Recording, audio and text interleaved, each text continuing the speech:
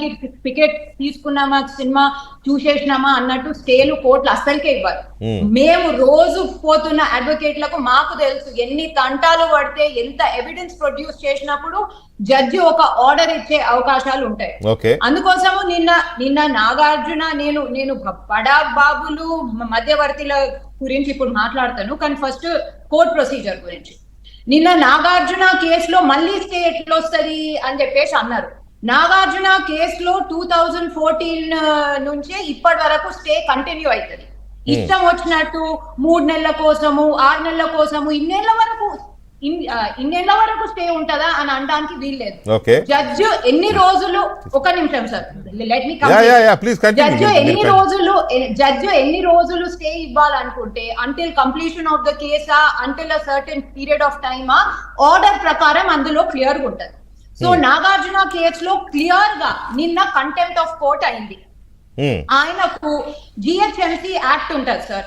GHMC act లో ఎలాగో enforcement and vigilance department అని చట్టంలోనే ఉంది.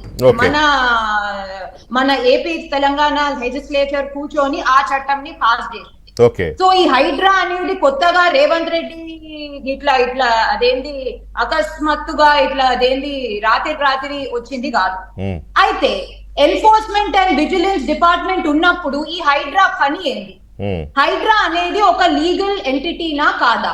First of all Hydraa legal sanctity ఏంది? GOMS 99 కింద హైడ్రా వచ్చింది అని అంటుంది. మళ్ళీ హైడ్రా GOMS 99 కింద వస్తే ఒక చట్టంలోనే ఉన్న విజిలెన్స్ అండ్ ఎన్ఫోర్స్మెంట్ సంగతి ఏంటి? హైడ్రా దాన్ని ఒకవేళ, సో హైడ్రా అనేది ఈ GHMC పరిధిలో ఉన్న విజిలెన్స్ అండ్ ఎన్ఫోర్స్మెంట్ ని రీప్లేస్ చేస్తే మళ్ళా ఆ రీప్లేస్మెంట్ అసెంబ్లీలో ఒక అమెండ్మెంట్ రూపంలో పాస్ అయిందా కాలేదా, అది మనము తెలుసుకునేంత వరకు హైడ్రా అనేది నా దృష్టిలో ఒక ఇల్లీగల్, లేకపోతే ఒక ఎటువంటి లీగల్ శాంక్టిటీ లేని ఎంటిటీ. అయితే నిన్న నాగార్జున విషయంకి వస్తే అతనికి నిన్నటి వరకే కాదు, ఇంకా స్టే కంటిన్యూ అయితేనే ఉంది. అయినా కానీ వీళ్ళు GHMC act section 405, section 461, section 462 కి విరుద్ధంగా పోయి కొట్టేసింది.